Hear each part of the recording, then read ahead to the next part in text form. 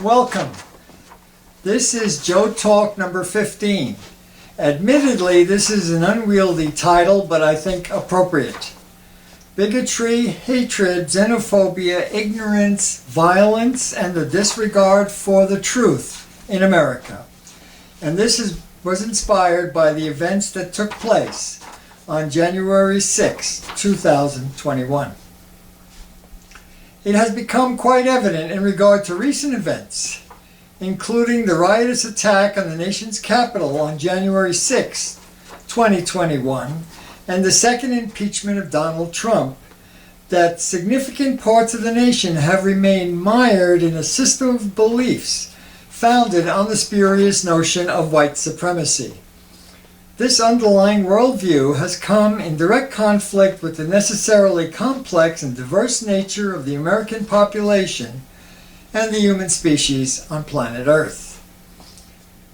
This worldview that sees whites as being innately endowed with superior qualities and attributes can only be sustained if the reality that is everywhere evident and that is reinforced by the cumulative knowledge gained in the realm of science is denied and replaced by an intricate tissue of patent lies, misstatements, and falsehoods. In fact, science has clearly established that there is no significant difference in any member of the human species, regardless of the color of their skin, place of origin, gender, and sexual orientation.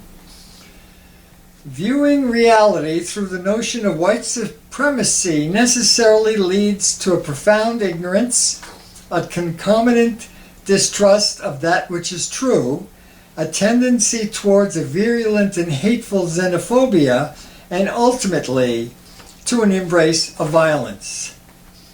Collectively, these affectations are completely congruent with the characteristics of fascism.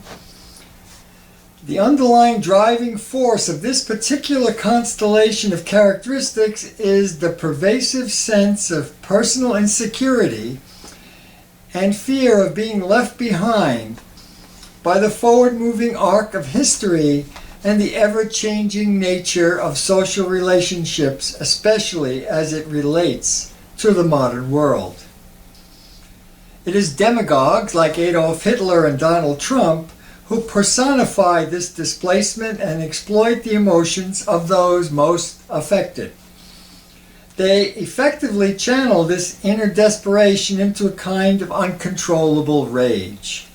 It is this rage born of raw emotion that can lead to disastrous consequences.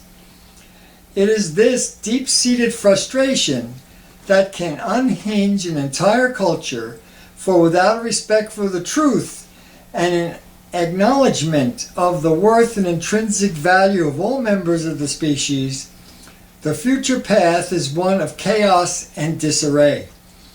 Democratic institutions cannot thrive and develop under such conditions.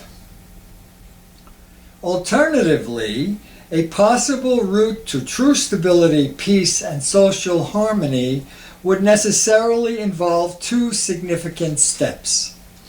The first would be the universal acceptance of the fact that the nation of race has no substantial basis in reality, and that we are all deserving of an equal opportunity to thrive and develop as human beings. Secondly, we need to come to grips as a people to the grievous mistakes we have made in the past and seek reconciliation and strive for some measure of restitution.